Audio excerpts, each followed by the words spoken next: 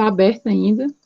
Aí no final eu gero o PDF e agora eu comecei a gravar aqui porque é a parte do conteúdo em si.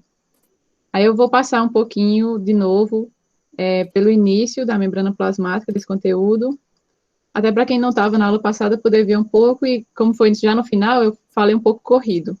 Aí a gente vai dar continuidade de onde a gente parou também na aula passada. Então vamos lá, né? Quem já assistiu a aula passada sabe, e quem respondeu a atividade também, né? Mas vamos aqui. Quais os componentes formam uma membrana plasmática? Responda aí, que eu tenho certeza que vocês sabem. Samila, inclusive, respondeu 2 vezes a atividade.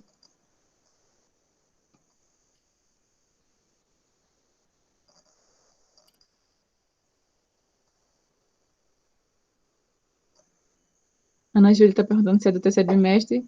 Sim, Ana Júlia, é do terceiro bimestre.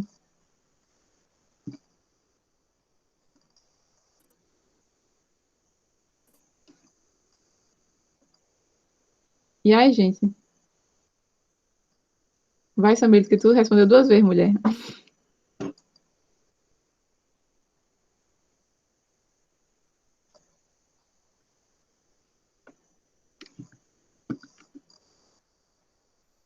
Gente, na hora de falar da disciplina, deu branco.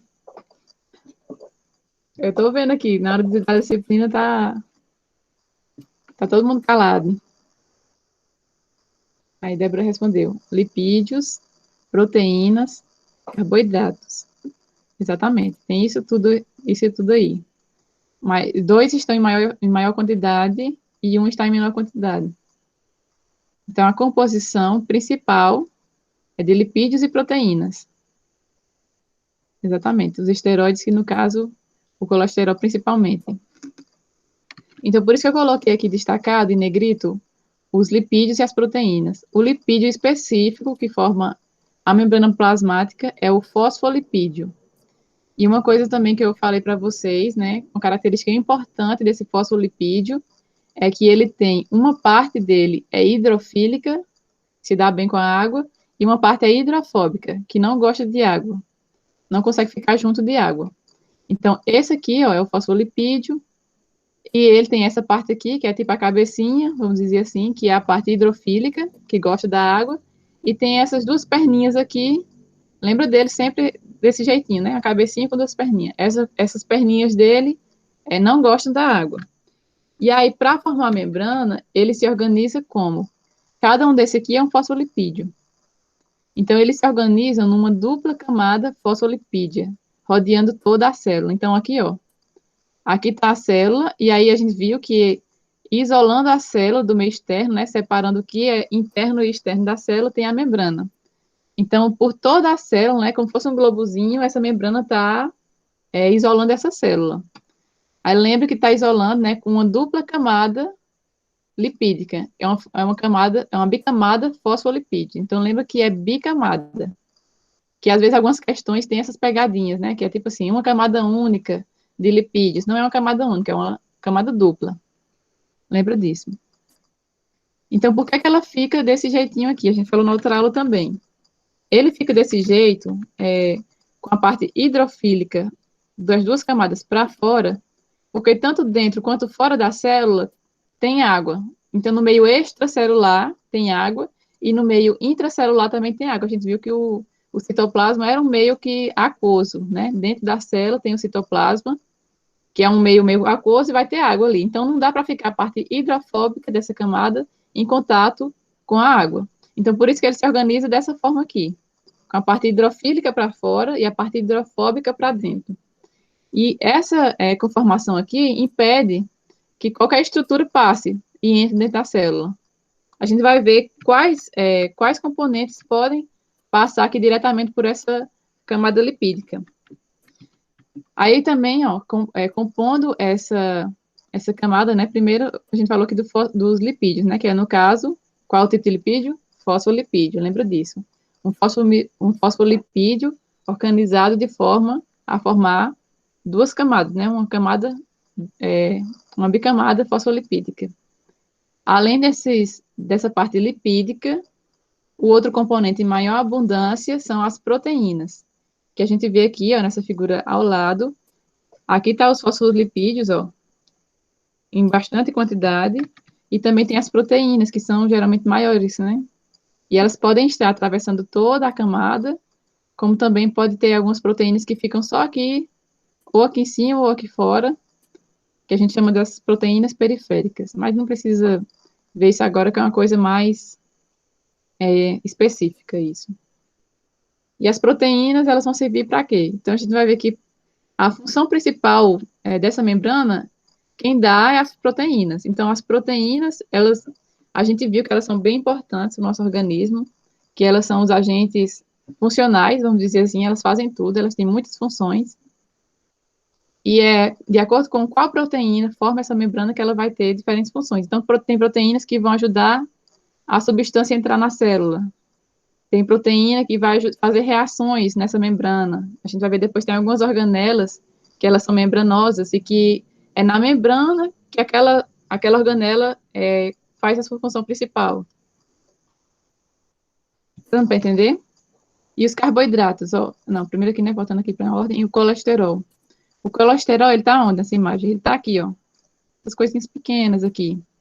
Então, o colesterol, ele vai estar atuando, aumentando ou diminuindo a fluidez dessa membrana. O que a gente vai ver aqui, ó, eu estou pulando um pouco, mas a gente vai ver que essa membrana ela é chamada de mosaico fluido. Então, o conceito que define a membrana plasmática é esse mosaico fluido. Esse fluido, ele vem de quê? Porque essas pecinhas, vamos dizer assim, que formam essa membrana, ela não está estática, ela não está parada, fixa no lugarzinho. Ela está se movimentando. Então, todos eles estão se movimentando ali nessa membrana, eles não ficam parados. Por isso o nome fluido. E mosaico, por quê? Porque a maior quantidade é de lipídios e proteínas, e essas proteínas, né, fazem tipo um mosaicozinho aqui, ó, nessa membrana. Olhando, se a gente olhasse de fora, a gente veria esse mosaico formado pelas proteínas que estão ali nessa membrana. E aí, como eu falei para vocês, esses componentes eles se movem, por isso o fluido. Só que o colesterol, ele vai, a quantidade dele vai alterar essa fluidez. Então, por exemplo, num clima quente, a quantidade de colesterol vai acabar diminuindo a fluidez, porque o colesterol vamos dizer assim, se movimenta menos do que o fosfolipídio em si, e aí essa fluidez fica menor. Já no clima muito frio, o que é que acontece? No clima muito frio, a tendência, o lipídio a gente viu o quê? Óleos e gorduras, né? Então, imagina que numa temperatura, o óleo na temperatura normal, ele está líquido. Mas vamos supor que numa temperatura muito fria, ele comece a se empacotar. Aquelas caldinhas dele se empacotam melhor. E aí ele vai ficar menos fluido, mais rígido. E nesse caso, de temperaturas muito frias, o colesterol vai atuar ao contrário, deixando essa membrana mais fluida por mais tempo. Então, a quantidade de colesterol vai mudar aí nessa fluidez dessa membrana, porque, pensa, se a membrana está muito rígida, muito empacotada, esses fosfolipídios estão muito juntos um do outro, não estão permitindo essa movimentação entre eles, também as substâncias não vai haver troca de substâncias nessa membrana, porque ela vai estar rígida, impermeável. Então, e a célula precisa que haja essa troca de substâncias para funcionar. Então, a todo tempo tem coisas entrando e coisas saindo na célula. Ela precisa que essa membrana ela atue, faça a atividade dela, né, de seleção de substâncias, e se ela está rígida, se ela não pode se mover, ela não vai ter essa atuação. E os carboidratos, né, então, em menor quantidade, tá os colesteróis, que vai agir mudando essa permeabilidade da membrana, permeabilidade não, essa fluidez da membrana, e também tem os carboidratos, que nos animais eles vão atuar, podem formar o glicocálix, que a gente chama. Aqui está os carboidratos. Eles podem estar associados a proteínas e podem estar associados a lipídios. E de acordo com qual componente ele está associado, ele vai mudar um pouco o nome do componente. Então, se está associado à proteína, vai se chamar glicoproteína, aquela proteína, porque tem associado a ela um carboidrato, né? E glico vem dessa palavrinha açúcar. E a gente sabe que carboidrato, açúcar, glicídios, são tudo a mesma coisa. É tudo relacionado a açúcar, é tudo relacionado a carboidrato. Se está associado a um lipídio, esse carboidrato, aí se chama glicolipídio.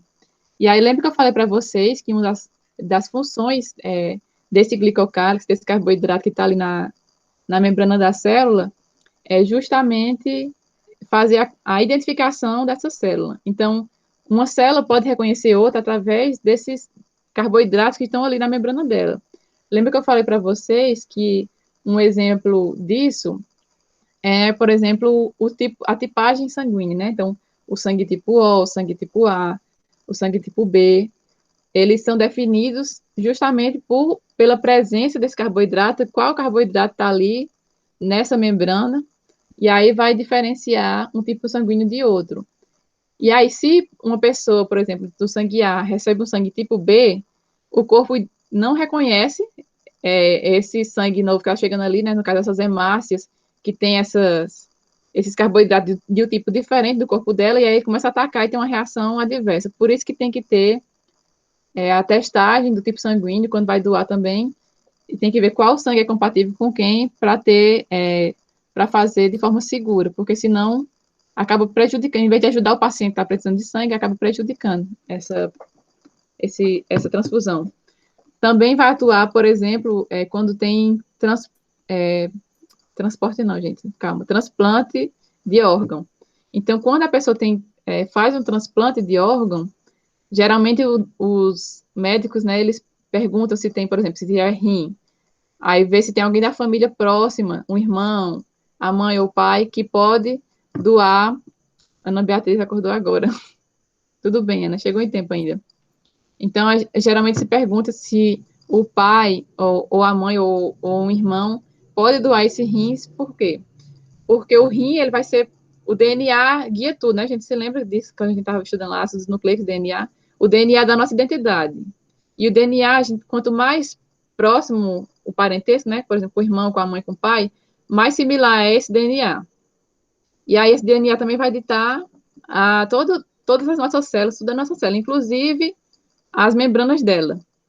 E aí, se a gente tem uma membrana que tem uma composição de carboidrato similar à nossa, essa rejeição de órgão é menor. Por isso que quando tem o transplante de órgãos, eles analisam a similaridade desses órgãos, analisa o DNA da pessoa também, para ver se daria certo esse transplante. Então, quanto mais próximo vamos dizer assim, o parentesco da pessoa que está doando, menos chance de rejeição. E essa rejeição é falado que muitas vezes é por causa desses componentes de carboidrato, né, desse glicocálix que fica ali na membrana, que a célula, se não reconhecer, vai atacar essas células novas, esse órgão novo, e aí que a gente fala que o corpo está rejeitando o órgão. Gente, eu estou falando de um jeito complicado, ou está dando para entender?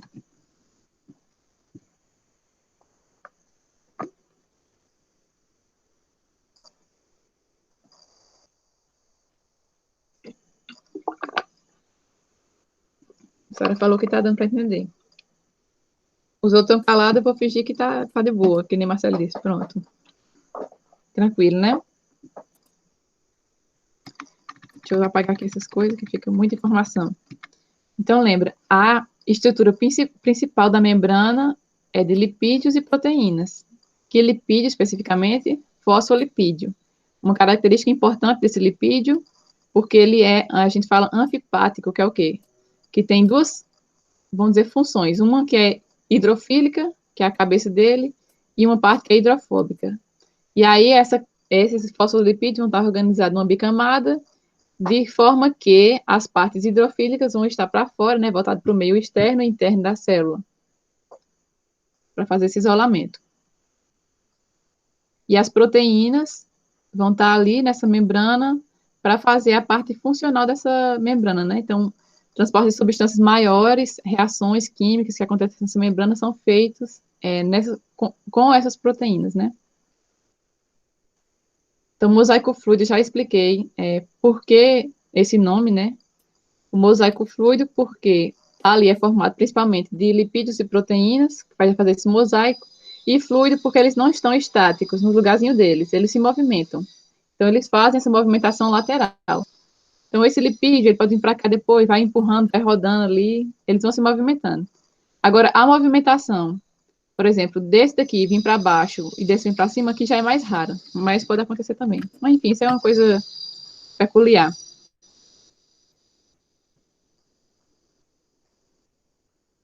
Uma perguntinha também. Todas as membranas, elas vão ter a mesma composição? Então, todas as membranas, elas vão ser, provavelmente, de lipídios e proteínas. Tem essa composição maior de lipídios e proteínas. Mas eles podem variar, por exemplo, quais proteínas vão estar nessa membrana. Então, variando uma proteína já mudou a membrana. Então, se nem todas as membranas do nosso corpo, elas são iguais umas às outras, né? Então, a gente viu que as células, elas têm, na aula passada a gente viu que as células, elas podem ter diferentes formas que vão variar de acordo com qual função ela tem. E aí, a membrana também vai variar de acordo com a função que aquela célula tem. Então, as membranas, elas têm a mesma composição no sentido de ser um lipídio e uma proteína, mas não exatamente é igual, todas as membranas são igualzinhas. Então, algumas membranas vão ter mais glicoproteínas ali, vão fazer um glicocálix diferente de outra célula, até mesmo no nosso próprio corpo. Então, essas membranas, elas vão variar de indivíduo para indivíduo e até mesmo dentro do próprio indivíduo, essas membranas podem variar de composição. Mas lembre que sempre a composição básica fosfolipídios e proteínas. Essa composição que eu estou falando aqui, que vai variar, é qual proteína vai estar formando. Se tem glicocálix, se não tem, se quais glicoproteínas estão formando. É isso que vai variar. Tá certo? Se, por exemplo, a quantidade de colesterol, se é mais ou menos, isso também é uma variação da membrana. A gente aqui dá para ver nessa imagem que tem algumas proteínas que elas estão atravessando a membrana toda, e aí para elas estarem atravessando a membrana todas, elas têm que ter também uma parte hidrofílica, que vai estar aqui junto com as outras partes hidrofílicas aqui dos lipídios, e essa parte aqui mais interna, que fica dentro da membrana, elas são hidrofóbicas, para as cadeias laterais, para interagir bem com essa parte hidrofóbica do lipídio, né?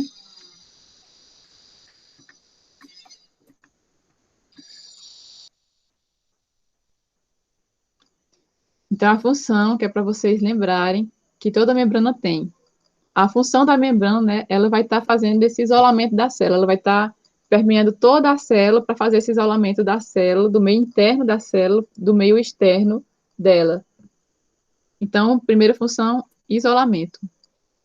Não pode ser tudo que vai entrar, nem tudo que vai sair, não pode estar livre ali. Então, o DNA tem que estar protegido, está protegido por membrana. No caso das células procariontes, só tem a membrana externa, né? A membrana plasmática normal. No caso das células eucarióticas, tem tanto a membrana externa, quanto a membrana interna também, que faz o núcleo. Então, está fazendo esse isolamento da célula. E também tem a outra função, a permeabilidade seletiva.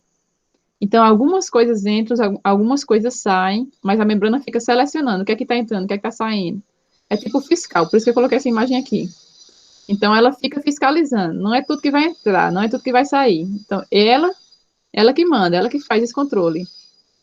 Então, lembra, se tem alguma alteração nessa membrana, ela vai alterar essa permeabilidade seletiva e a célula como um todo ela vai ficar prejudicada. Então, se está entrando componentes tóxicos, se está entrando componente em grande quantidade que não podia, está entrando. Então, ali aquela célula pode chegar a morrer. Isso é uma reação em cadeia, né, por todo o corpo, vai prejudicar o corpo inteiro. Então, lembre sempre, função, permeabilidade seletiva. Principalmente, lembre dessa função aqui. E agora a gente chegou na parte que a gente não conseguiu ver na outra aula, que são os tipos de transporte. Quais são os transportes que ocorrem nessa membrana para que ela faça a função dela, né? Então, como é que ela faz a seleção dela? A gente vai ver que existem os tipos de transporte passivo e os tipos de transporte ativo. Nos passivos, a gente vai ver osmose, difusão, que vai se diferenciar em difusão simples e difusão facilitada. E em relação ao transporte ativo, a gente vai ver o transporte ativo por proteína e o transporte em massa. Vocês vão entender cada coisinha dessa aqui. Então, primeira coisa, como é que a gente diferencia ativo de passivo? A diferença vai ser o seguinte, no ativo vai ter gasto de energia. Então, você vai entender como é que isso vai acontecer. Tem gasto. E no passivo, não tem esse gasto de energia.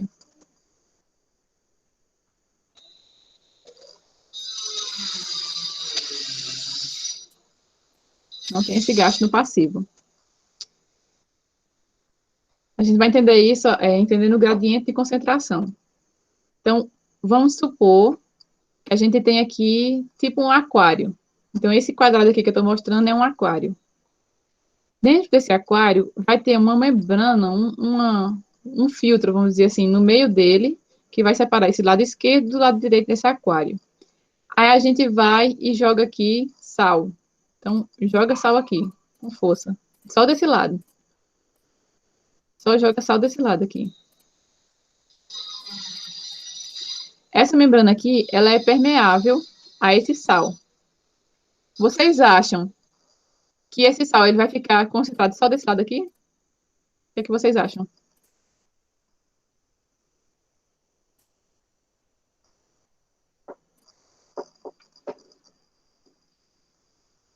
A Renata não acha que não. Emily também, Samir também. Acha que não. Então, na química, vocês veem uma coisa que as reações, elas tendem ao equilíbrio. Não tem isso na química? Então, se essa membrana aqui ela é permeável a esse sal que está aqui, a tendência dele é ele passar para esse lado, até que dos dois lados tenha a mesma quantidade de sal. Então, tanto tenha sal, aqui vai, desse lado aqui estaria diminuindo, né? Que estaria passando algum para esse lado aqui. Vai ficarem com a concentração de sal igual. Seja bem-vinda, Nicole. Então, o gradiente de concentração nada mais é do que se a gente tem em uma solução algum componente que está maior, vamos dizer assim, em uma região, e que é permitida essa passagem para outra região, esse gradiente de concentração, a gente vai dizer que ele está nessa direção aqui, ó. Porque a reação está sendo favorecida para ir nessa direção. Então, se o sal está vindo nessa direção aqui, a gente está falando, para entender, para nossa aula aqui, que esse transporte está sendo ativo. Então, está sendo favorecida essa passagem. Então, é uma passagem ativa, não tem gasto de energia nisso. Mas, se a gente quisesse colocar esse sal que está entrando aqui, vamos dizer, que está entrando desse lado, do lado direito, voltar para esse lado aqui, não é o natural, porque aqui nesse lado ainda tem mais concentração, nesse lado 1 aqui. Então, se a gente quer fazer uma passagem do lado 2 para o lado 1, apesar de no lado 1 já ter muita concentração de sal, a gente estaria indo contra esse gradiente de concentração.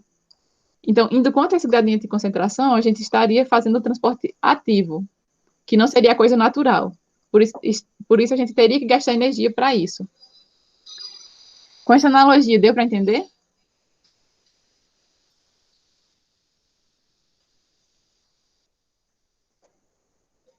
Emily disse que não entendeu. Vou explicar de novo. Explico sim. Deixa eu pegar aqui tudo. A primeira parte. Não, Emily, que é isso? É bom você falar, porque assim, se não entender, a gente vai tentando de novo, até que entenda. O importante aqui é entender nessa aula. Fazendo a analogia aqui de um aquário com sal.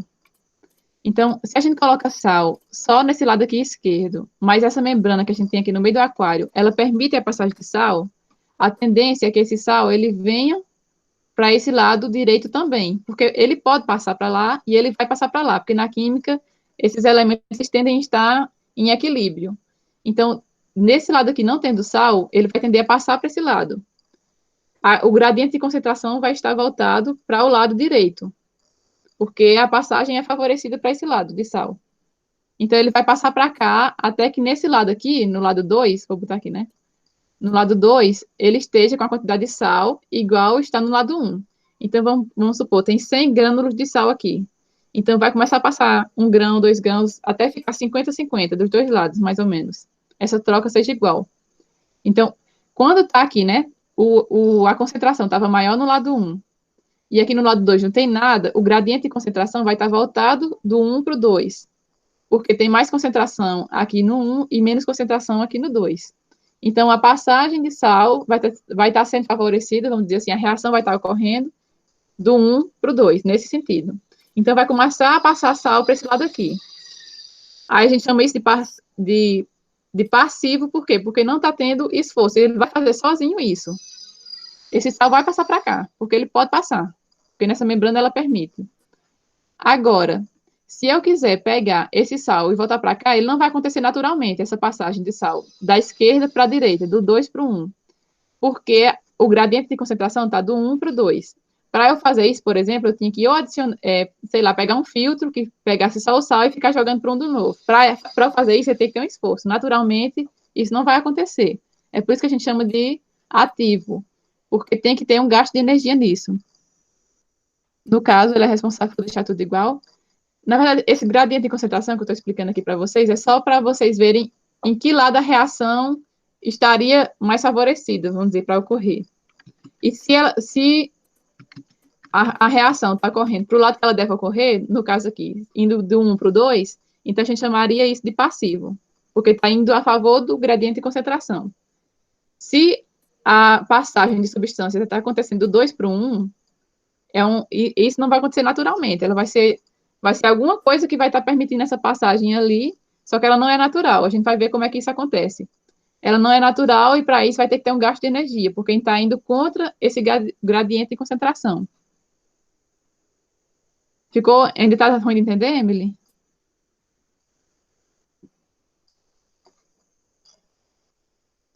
O que vai ficar igual?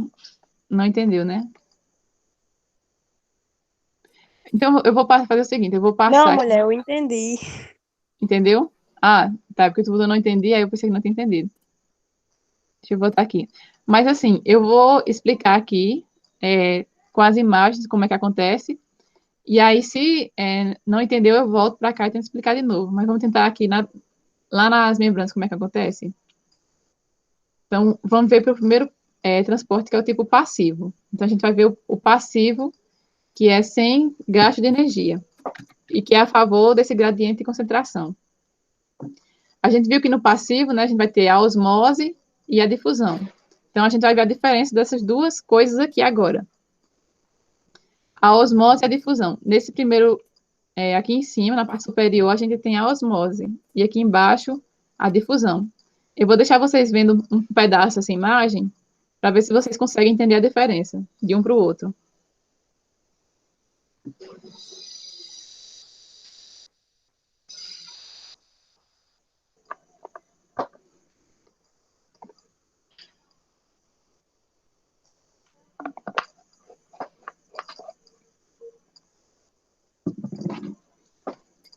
Tinha uma pergunta de Sara, eu não vi. Pode acontecer, tipo, a divisão não ser igual e ir um pouco mais para o lado. Então, Sara, o movimento dessas partículas, dessas moléculas, está acontecendo o tempo todo. Então, o tempo todo está entrando, vamos dizer assim, né? Naquele caso aqui. Deixa eu voltar para cá. Nesse sal aqui hipotético que a gente colocou nesse aquário. O tempo todo está vindo sal de um lado para o outro. Só que eles vão fazer essa movimentação de forma que na média do tempo, essas concentrações estejam iguais, em quantidade igual. Pode ser que varie, né? Tem um tipo, sei lá, em um segundo tem mais molécula desse lado do que esse, mas, no geral, elas vão estar na média ali. A quantidade metade de um lado, metade do outro. Mas sempre tem essa movimentação entre as duas membranas. Não é que vai parar a movimentação. Elas vão estar se movimentando, mas vão estar se movimentando na proporção igual. Então, é como se fosse assim. Quando está nesse lado aqui, por exemplo, quando está nessa situação que está aqui pintada, que um tem muita concentração e o 2 tem pouca. Quando está nesse jeito aqui, a tendência por exemplo, passa 3 para esse lado aqui e volta 1 para esse lado. Sempre tem movimento do 2 para o 1, naturalmente acontecendo.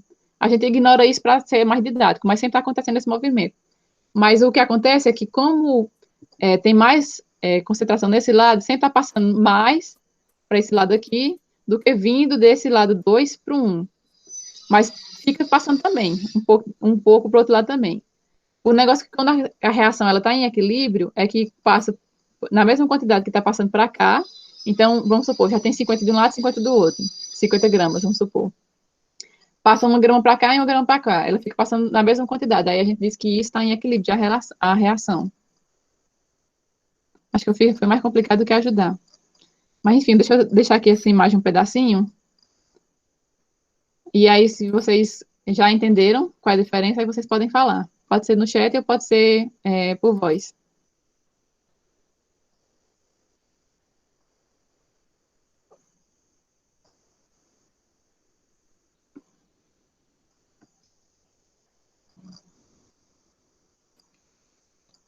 Vocês estão conseguindo ver a diferença de osmose e difusão? Só em olhar?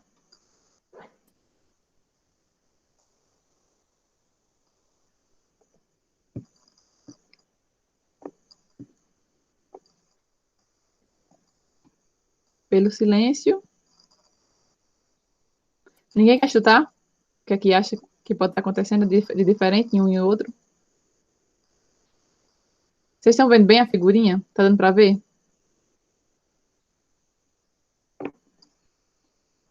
Sim? Pronto, depois eu vou explicar, já que ninguém quer chutar. Vocês estão vendo que nessa imagem 1, olha aqui uma coisa. Tem uma membrana, primeiro de tudo, né? Nas duas imagens tem uma membrana cortando, né? Tanto aqui em cima quanto aqui embaixo, cortando esse aquário, vamos dizer assim. A membrana está presente nos dois. Tem um soluto, um solvente nos dois, né? Um líquido nos dois. E tem soluto nos dois também. Então, essas bolinhas seriam o soluto e o líquido seria o solvente.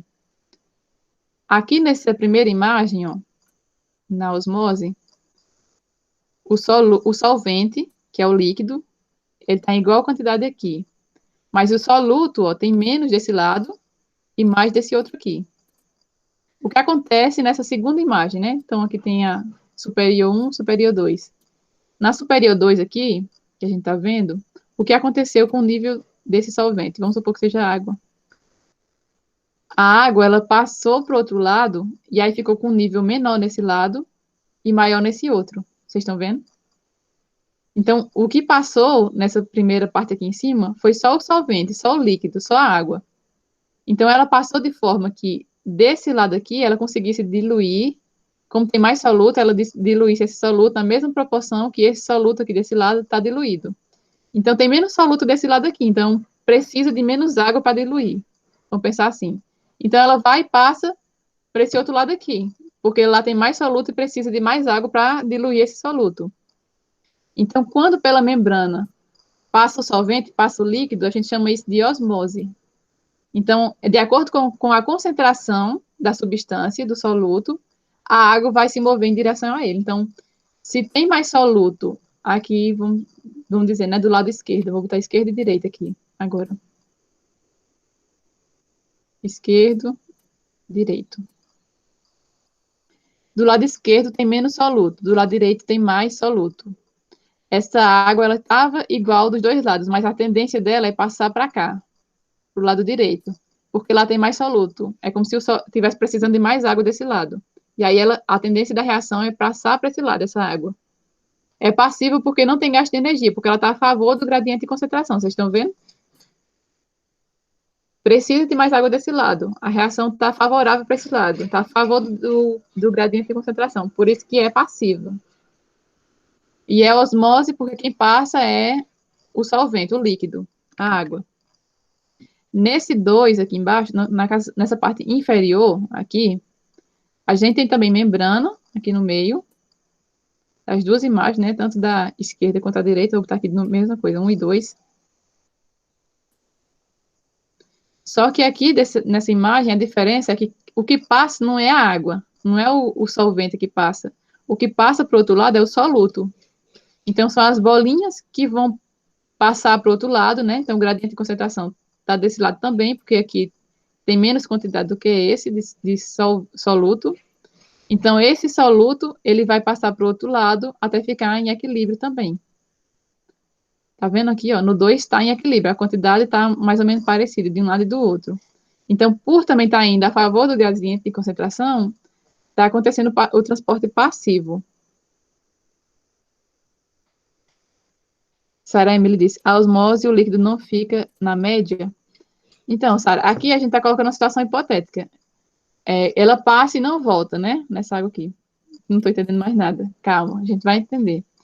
Aqui é a mesma situação. Na osmose de difusão, a gente tem que ver a questão do gradiente de concentração. é que na osmose é como se o solvente ele não pudesse passar. Então, nessa primeira imagem aqui, ó, deixa eu voltar tudo aqui.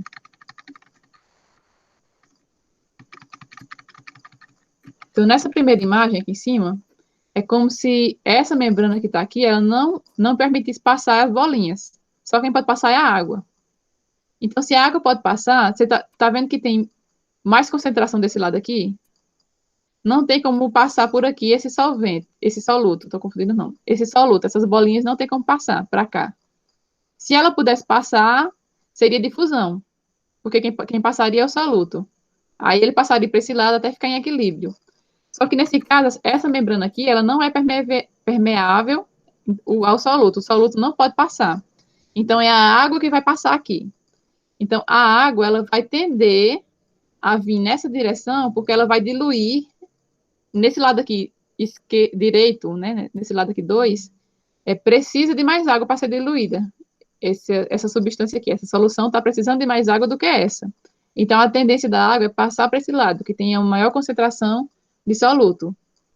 Por isso que fica com essa menor quantidade aqui, que nem tu está mostrando, que nem tu está falando.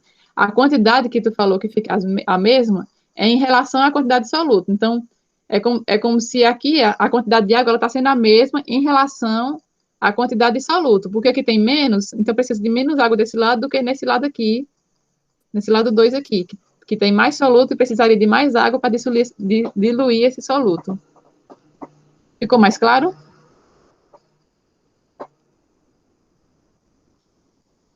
E a diferença é o quê? Osmose e difusão. Que na osmose é quando, vamos supor, a membrana só passa o líquido, o solvente. Na difusão é quando quem passa para o outro lado, quem vai gerar o equilíbrio é o soluto. O soluto que vai se mover, vamos dizer assim. Então, quando se move o soluto, é difusão. Todo mundo entendeu?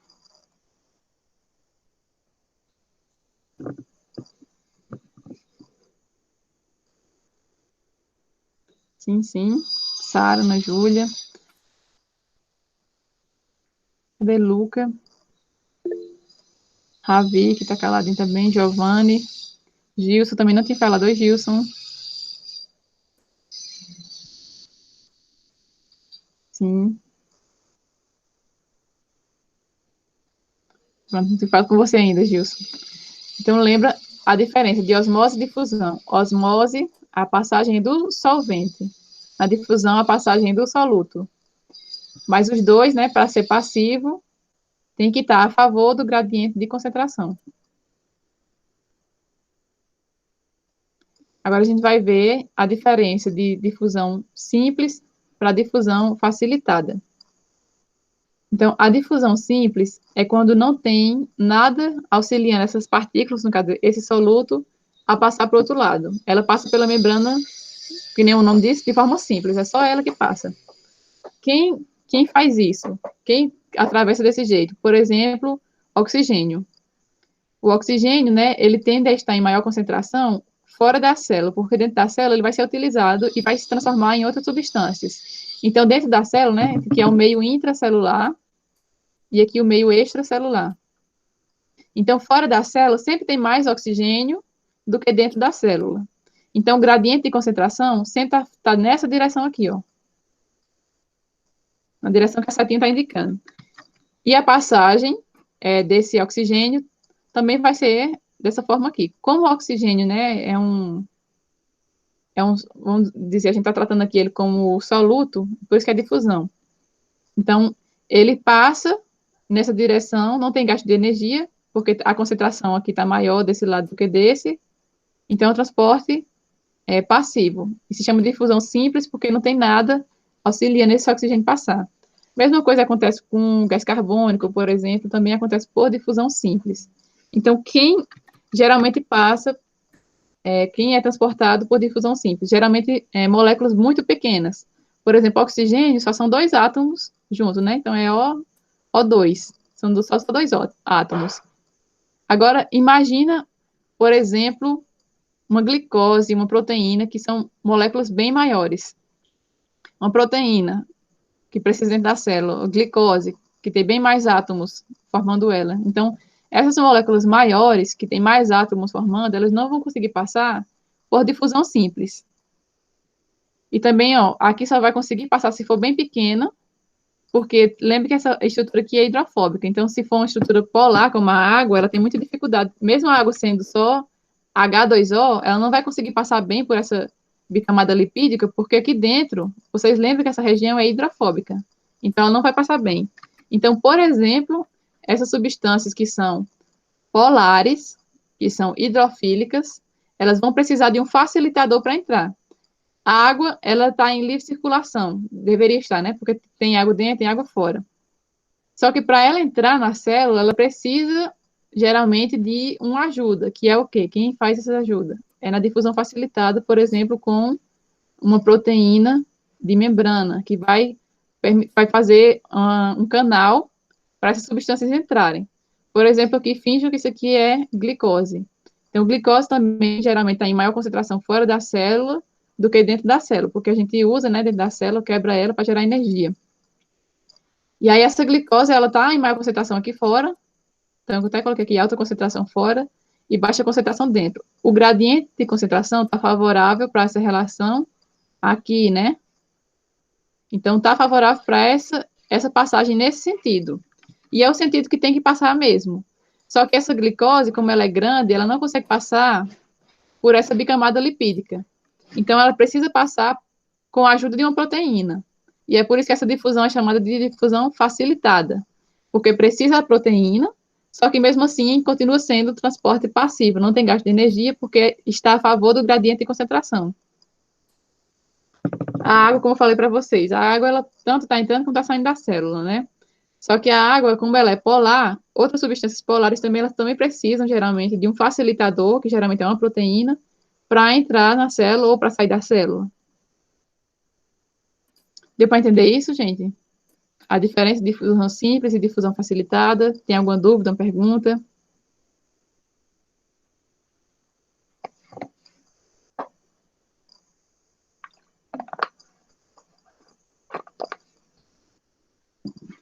Vou repetir aqui só para ficar claro. A difusão é um processo passivo, porque sempre está a favor do gradiente de concentração. No caso da difusão, sempre, quem passa é o soluto. Então, sempre é do mais concentrado para o menos concentrado. E aí, esse gradiente de concentração, né? Então, na difusão simples, ela tem esse nome porque passa pela membrana plasmática sem precisar de ajuda de nada. Então, passa pelo fosfolipídio aqui sem ajuda de nada. A difusão simples. Quem são essas moléculas que passam dessa forma? Moléculas pequenas, como, por exemplo, o oxigênio, o gás carbônico, moléculas bem pequenas, com poucos átomos, tipo dois átomos, um átomo só, três átomos, consegue passar.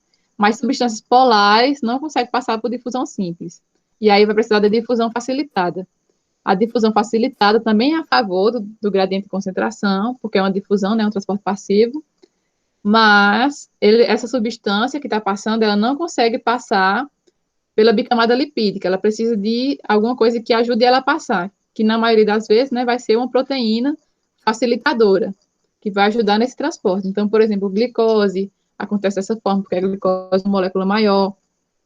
A água, por exemplo, também passa por uma proteína que se chama aquaporina, para entrar ou para sair dessa célula, de acordo com a concentração, né, da água e de onde está precisando dela. Ana Júlia está perguntando se eu vou mandar o slide no grupo. Eu posso mandar sim. Eu posso mandar o slide no grupo. Aí eu mando depois da aula, então. Pronto, aqui entendido, né? Agora, só para mostrar para vocês. No caso da osmose, vai ser de onde está o soluto em baixa concentração para onde está o soluto em alta concentração, porque quem se move é a água, é o solvente. No caso da difusão, que quem se move é o soluto e não o solvente, então quem está se movendo não é a água, é o soluto, vai se mover em direção da alta concentração para baixa concentração. Lembra disso para diferenciar osmose e difusão, para não confundir. Gente, licença que estão batendo aqui no portão, e eu estou sozinha em casa, só um segundo, tá bom?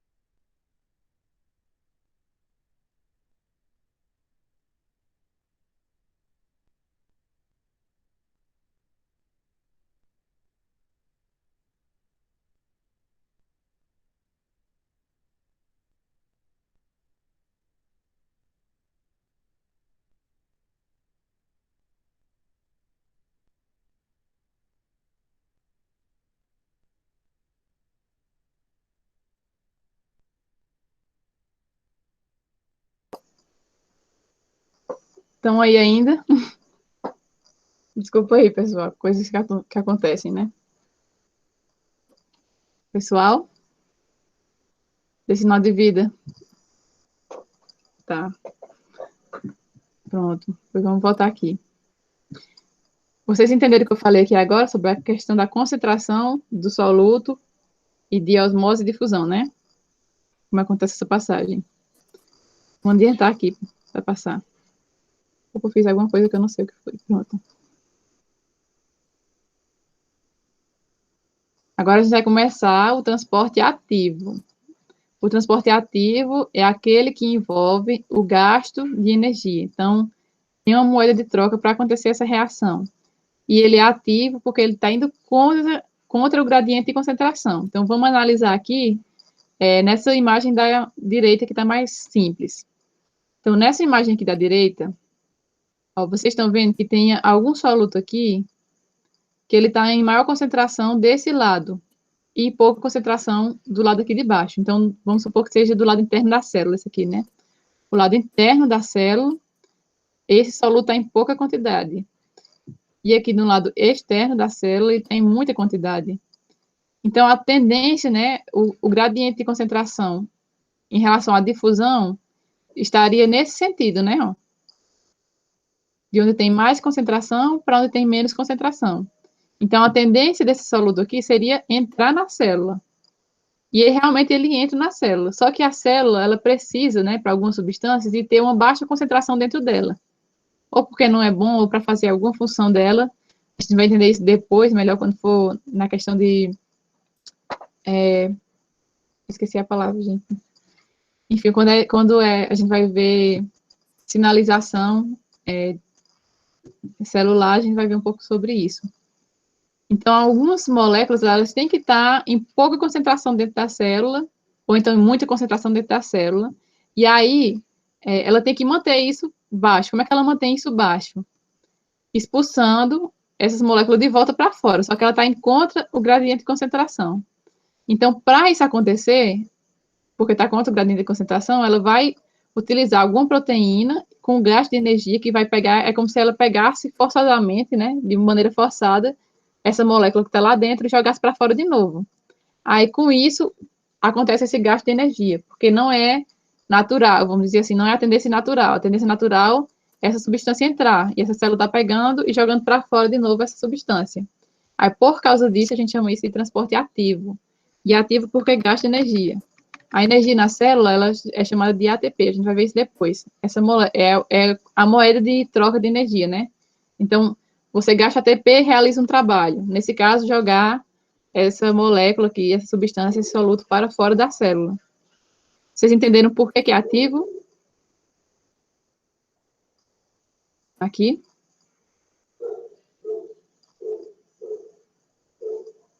Sim. Pronto. Aí o exemplo mais famoso desse transporte ativo é a bomba de sódio e potássio. Então, esses em roxinho, essas bolinhas roxinhas, vocês estão vendo, é o átomo sódio. E esses verdinhos aqui é o potássio. Então, tem na célula, tem algumas células que ela tem que manter essa concentração de sódio fora alta e a concentração de potássio dentro da célula alta também. Só que a tendência natural seria ter uma quantidade igual de sódio fora e sódio dentro.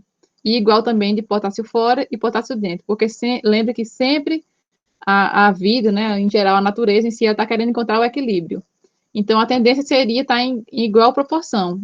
Esses dois átomos dos dois lados da célula. Só que a célula não quer isso, ela precisa que tenha essa diferença de concentração de sódio e de potássio. E aí ela usa essa proteína aqui, que é a bomba de sódio e potássio, que chama ela, e ela usa ATP para jogar o sódio que está dentro da célula para fora, ao mesmo tempo que ela joga o potássio que está fora para dentro. Então, é nesse transporte inverso aqui. Ela bota um para dentro e outro para fora, mantendo essa concentração diferente. E aí, como a tendência está indo contra, né, os dois gradientes de concentração aqui, é transporte ativo, porque precisa desse gasto de energia para realizar essa função. Pode continuar daqui, tudo bem? Tem alguém que quer que repita? Que quer perguntar alguma coisa? Quer continuar? Diga sim. Se quer perguntar alguma coisa, pergunte.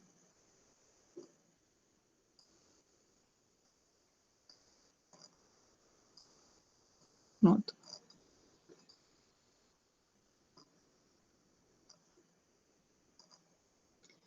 Agora a gente vai ver, né? A gente viu o transporte ativo, que eu falei para vocês, que era o gasto de energia através de uma proteína específica, né? Que eu queria mostrar isso aqui. Agora a gente vai ver o transporte ativo, chamado transporte em massa, né? Desse tipo aqui, transporte em massa. Então, a gente estava vendo que as moléculas, né, geralmente eram pequenas aqui. Então, aqui um átomo, uma molécula de açúcar, uma proteína pequena, passava por aqui água, sódio, potássio, que é um átomo só. Então, sempre substâncias pequenas passando, por mais que uma glicose, por exemplo, tem mais carbonos e é maior, mesmo assim não é tão grande assim. Então, para essas substâncias bem maiores, para a entrada da célula, aí a gente chama esse transporte em massa. E ele é dividido em dois tipos, né? Endocitose e exocitose. Esse nome, né? Endo vem de dentro. Então, é alguma coisa que está sendo colocada para dentro da célula. Citose, né? Vem de célula. Então, endocitose está entrando na célula, estou colocando para dentro. Exocitose é que eu estou jogando para fora. Exo vem de jogar para fora, de coisa fora.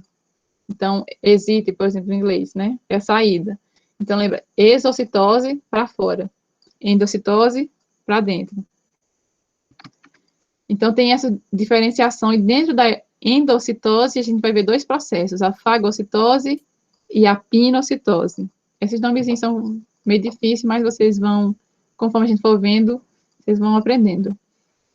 Na endocitose do tipo fagocitose, o que está sendo colocado para dentro da célula é uma coisa sólida. A diferença deles dois é isso, é porque um coloca substâncias sólidas e outras vão dizer que a gente coloca substâncias líquidas, que é na pinocitose. E nessa endocitose, geralmente são coisas maiores também. Nesse exemplo que está mostrando aqui, pode ser, por exemplo, uma proteína grande, pode ser uma bactéria, que nem eu falei na aula passada, que Eduardo Michele até perguntou qual era o nome da célula, fazia isso, que eu falei que tem um macrófago, que ele pega e mata, por exemplo, bactérias que existem no nosso corpo. Esse macrófago vai lá e consome. Ele consome dessa forma aqui, que é através de fagocitose. Então, ele pega essa bactéria que está no meio extracelular, ele faz essas alças aqui, que são tipo pseudópodes, que a gente chama pseudópodes, porque é tipo pés falsos, esse nome.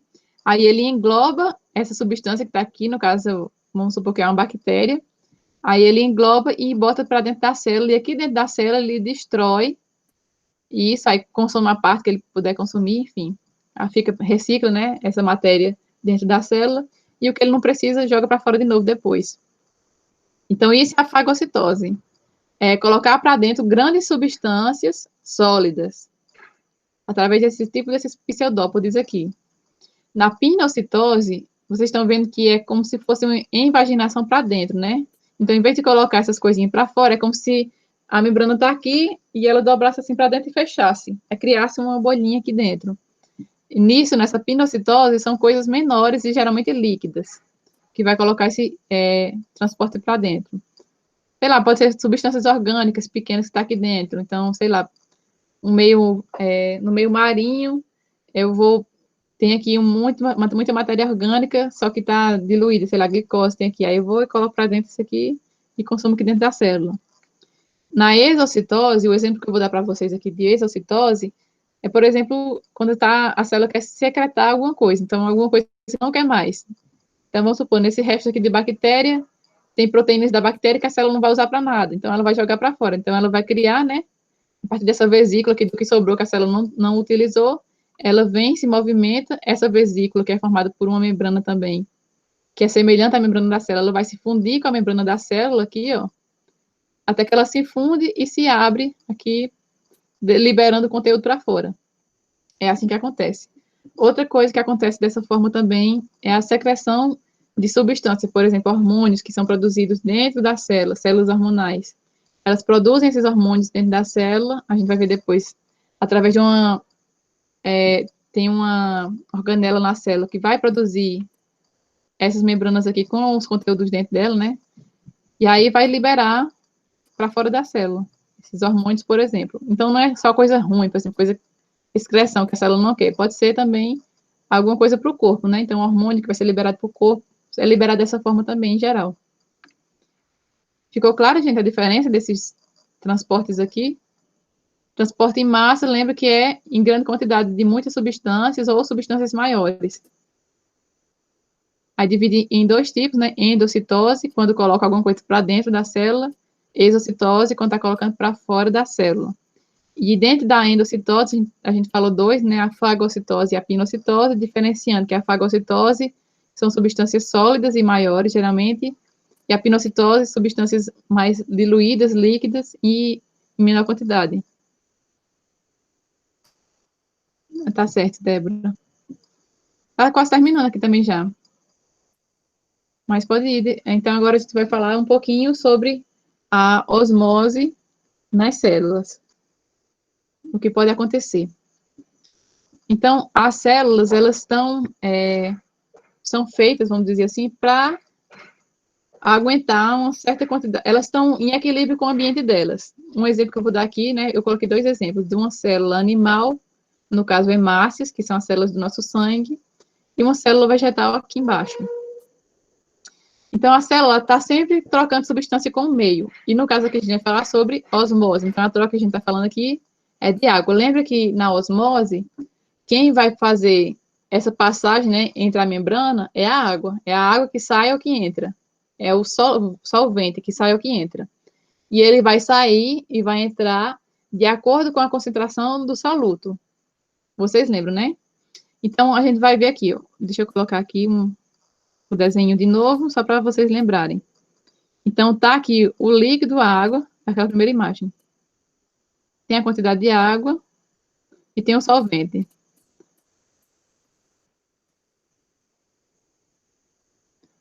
Nessa imagem aqui, gente, a osmose, a reação dela estaria em que direção? Da direita para a esquerda ou da esquerda para a direita? A osmose. Esquerda para direita.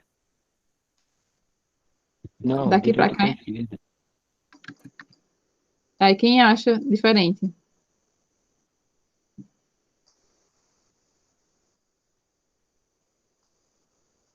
Sara também acha que é da direita para a esquerda.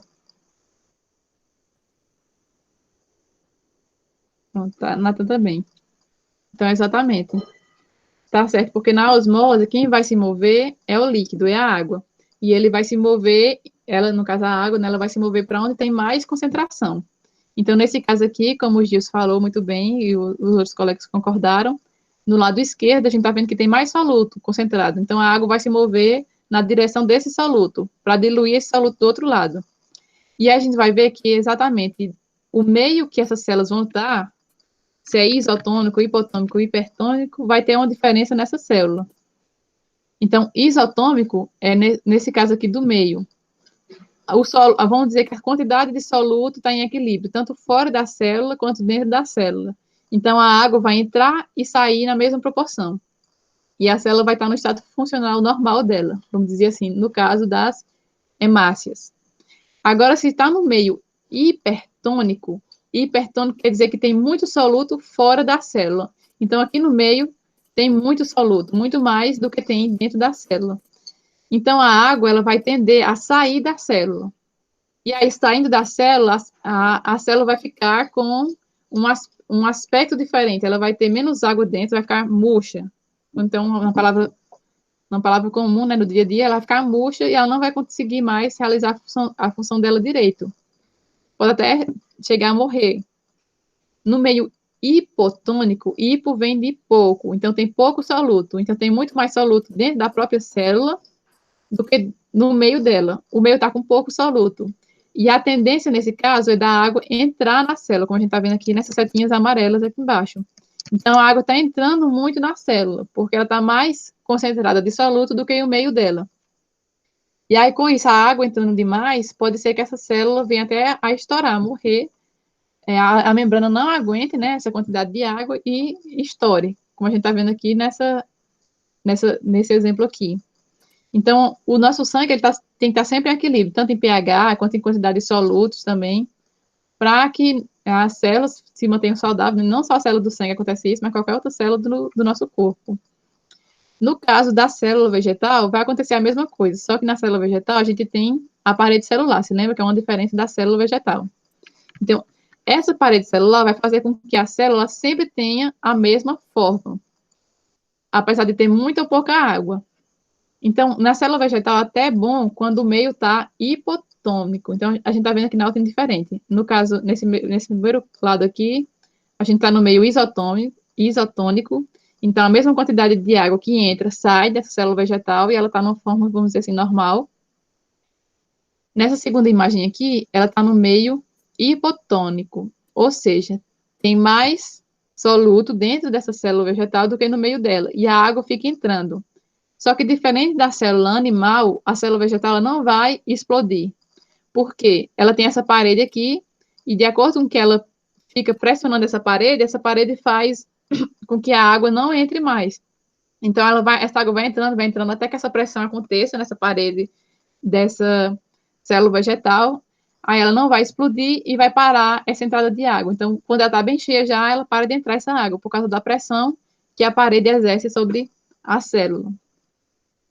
Então, a maioria das vezes, quando a planta está saudável, ela está desse jeito aqui, hipotônico.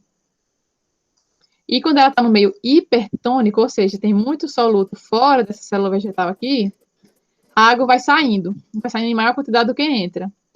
E aí pode acontecer esse processo aqui, que a membrana plasmática, ela se descola da parede celular e essa célula vegetal vem a morrer. Então fica aquela coisa murchinha, assim, caída. Então vai perdendo a função dela. Vocês entenderam aqui a diferença de cada um desses meios, hipertônico, isotônico, hipotônico? Deu para entender o nomezinho, relacionar o nome com... Pronto. Então, a função importante aí da parede celular é evitar que a célula exploda, né? Assim como as células vegetais acontecem. Nas células vegetais, nas células animais. Deixa eu beber aqui uma aguinha.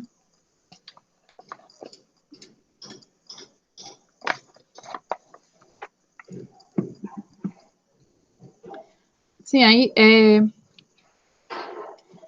uma coisa que acontece em osmose também, né? Só para falar para vocês a título de curiosidade. Por exemplo, uma maldade que fazem, que é jogar sal em sapo. A pele do sapo, né, dos anfíbios em geral, ela é bem úmida para permitir justamente a difusão, porque não sei se vocês sabem, né? O sapo nem tanto, aquele sapo que a gente vê no sapo cururu da rua. Mas os anfíbios em geral, e principalmente aqueles rãs que vivem em ambiente bem mais úmido, eles têm uma pele úmida justamente para acontecer até trocas gasosas. Então a respiração, a parte da respiração acontece por via cutânea, né? Por via da pele.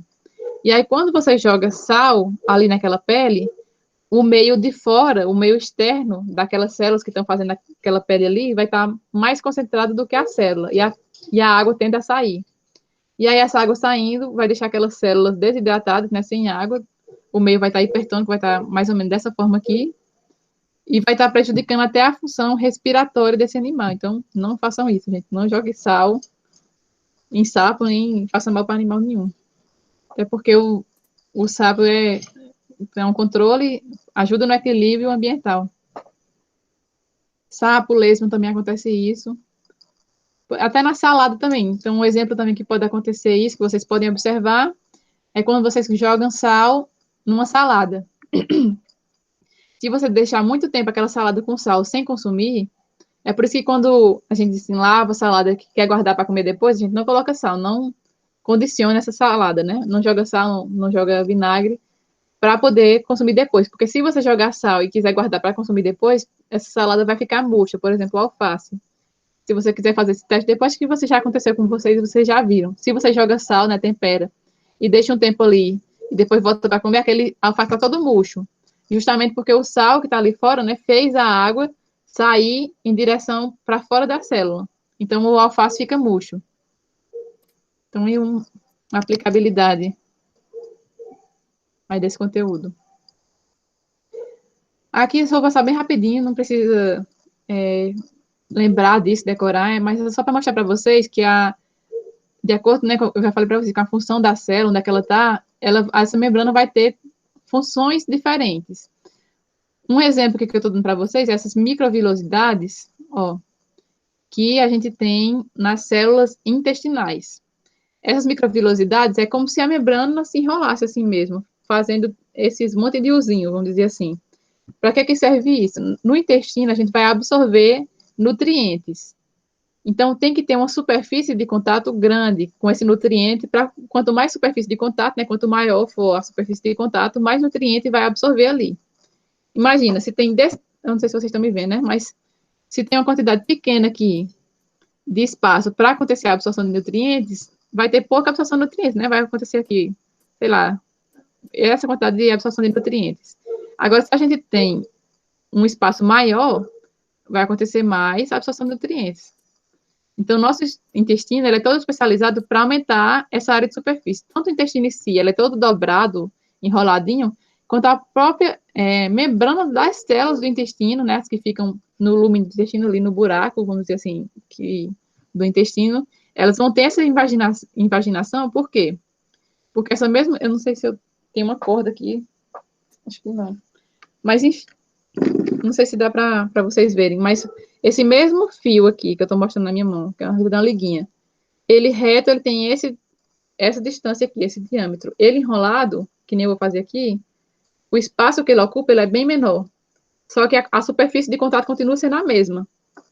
Então, essa especialização de microvilosidade é justamente para aumentar a superfície de contato. É como se tivesse mais comprimento e mais membrana num pouco espaço, em pouco espaço. E isso aumenta a superfície de contato e aumenta o sucesso de absorção dos nutrientes.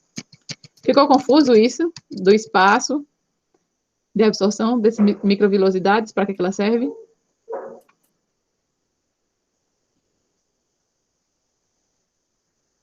Deu para entender? Pronto. Então, uma dessas especializações são essas microvilosidades. Outra coisa que a gente vai ter são, por exemplo, as ônulas de oclusão, que vão servir para não passar líquidos, vírus, bactérias, enfim, por entre as células. Então, o contato ele fica a oclusão porque fica ali obstruída essa passagem. Então, nada vai passar ali entre essas células. A zona de adesão é para manter essas células unidas uma com a outra, às vezes é o próprio citoesqueleto de uma célula está unido com o citoesqueleto da outra, e aí faz essa junção bem forte, né? Então, por exemplo, a nossa célula da pele ela tem que estar bem junto uma da outra, né? Porque se a gente esticasse assim, ela poderia se romper facilmente, e aí não estaria protegendo o nosso corpo, né? Então, essas zonas de adesão, de oclusão, de adesão, elas são bem comuns nas células da pele. Aí tem também esses desmossomos também que vão fazer essa junção entre as células, e tem um M-desmossomo que vai fazer entre a célula e, por exemplo, a matriz extracelular, né? Então, são proteínas que estão fora ali da célula, que não estão dentro de uma célula. Então, essas junções comunicantes aqui, por exemplo, é quando dentro dessa membrana, entre uma célula e outra, vai ter tipo, vamos dizer assim, canudinhos que vão permitir a passagem do citoplasma de uma célula para o citoplasma de outra. Por isso que esse nome comunicante, que é para permitir a comunicação dessa célula de uma maneira mais fácil, para facilitar essa comunicação entre células. Você não precisa decorar essas coisas aqui, esses nomes, é só para mostrar para vocês as funcionalidades, né, de uma membrana, o que é que ela pode fazer e que ela vai ter uma forma, uma função de acordo com o órgão que ela está, por exemplo.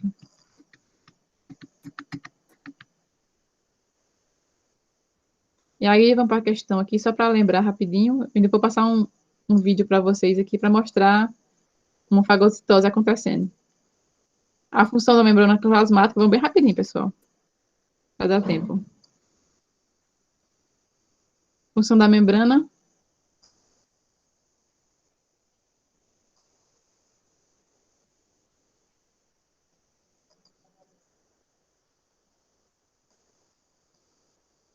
A Nicole falou, controlar o que entra e sai da célula. Muito bem. Então, tem esse controle do que entra e sai da célula, também pode ser chamada de permeabilidade seletiva. Mas, Controlar a entrada e saída de substância. muito bem, Gilson. Exatamente, então lembra disso. A membrana ela vai estar controlando o que entra e o que sai e vai estar isolando a célula.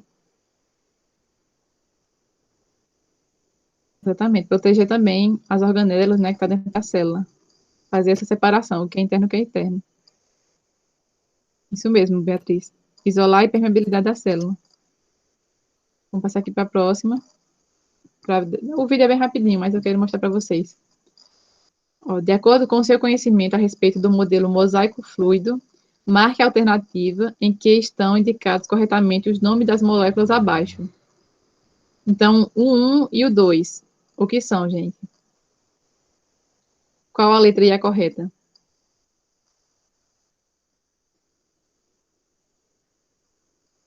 Muito bem. Então, a letra correta, como vocês bem falaram, é a letra C. Então, no 1 a gente tem aqui um fosfolipídio e no 2 uma proteína. Parabéns, estão ótimos. Aqui. A célula acima encontra-se em um meio hipotônico, hipertônico ou C, isotônico. O que é que vocês acham? A água está entrando ou está saindo aqui? Analise isso. E se ela está entrando e está saindo, o que é que isso diz sobre o meio dela?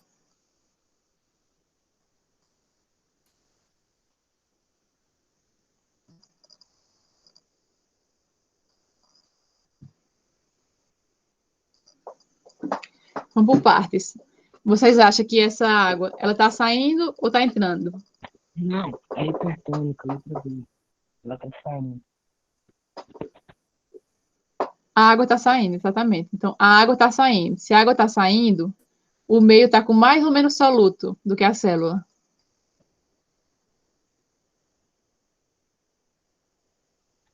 Menos. Se a água está saindo, tem menos soluto, então tem mais soluto dentro da célula do que fora. Então, aqui tem pouco Não, tem soluto e menos dentro da célula tem muito e a água está saindo. e mais fora. Tem o quê? Repete, por favor, Gilson, não entendi. Tem menos dentro da célula e mais fora. Menos dentro e mais fora. Exatamente. Então, se tem mais fora, o meio ele se chama hiper, né, de muito hipertônico. Então, a correta é essa aqui. A B.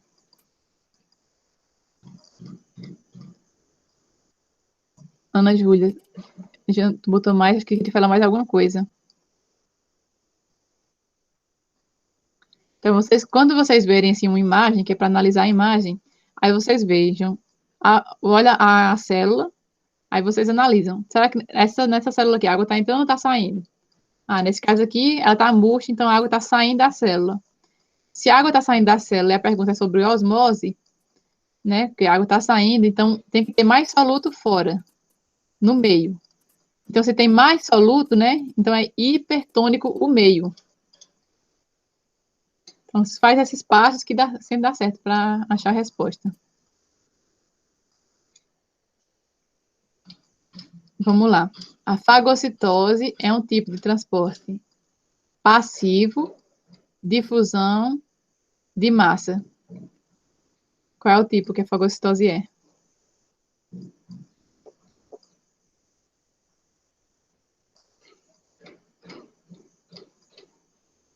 A maioria falou A. Por que vocês acham que é passivo?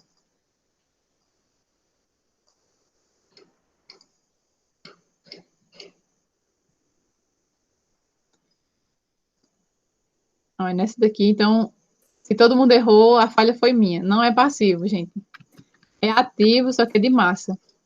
Agora eu vou explicar para vocês por que que é ativo. Então, aqui, ó, quando acontece pinocitose ou fagocitose, nesse caso, tá vendo que eu botei aqui no transporte ativo? Então, para acontecer, por exemplo, esse movimento da membrana, gastando energia para movimentar essa membrana, movimentar o citoesqueleto, está gastando energia para fazer toda essa movimentação. Então, se está gastando energia para fazer essa movimentação para englobar essa substância, é um transporte ativo, porque está tendo gasto de energia. É que Nicole não viu. O nome, quando é transporte de massa, e aí varia entre endocitose. Então, acho que também tem transporte de grupo, grupal, sei lá, uma coisa assim.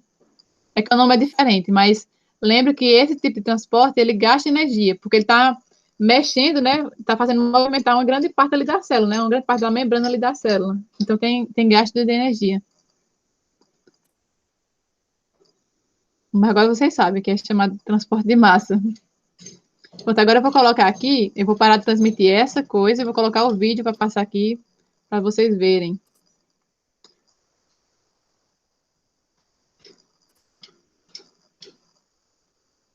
Bem rapidinho o vídeo.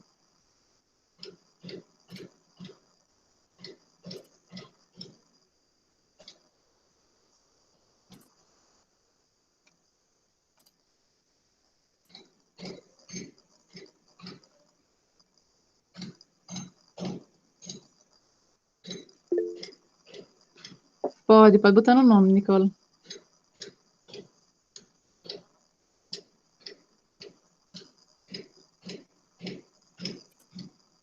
Ó. Então, ó, eu vou só indicar para vocês. Isso aqui em cima, que a gente tá vendo, maior, é uma ameba. Uma ameba, né? Acho que você já ouviram falar que é uma doença chamada amebíase também. Então, alguns tipos de ameba causam essa doença, que é tipo uma dor de barriga que causa nos seres humanos. Mas são seres unicelulares, estão formados por uma única célula, que vivem geralmente em ambientes aquáticos. E o que a gente está vendo aqui é que essa ameba, ela está gerando esses pseudópodes aqui, ó, esses dois, não sei se está vendo aí o mouse, que é tipo esses pés falsos, né? Por isso que o nome pseudópodes, pés falsos, para capturar esse outro serzinho que está aqui. Esse outro serzinho se chama paramécio.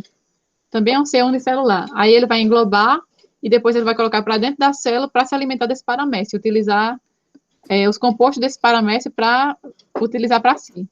A gente está vendo aqui, ó, acontecendo esse englobamento aí. E essa imagem, né, ela foi feita através de microscópio óptico. Lembra que no microscópio óptico a gente consegue ver seres vivos, que é o que a gente não consegue ver, por exemplo, no microscópio eletrônico, não dá para ver essa coisa assim se movimentando.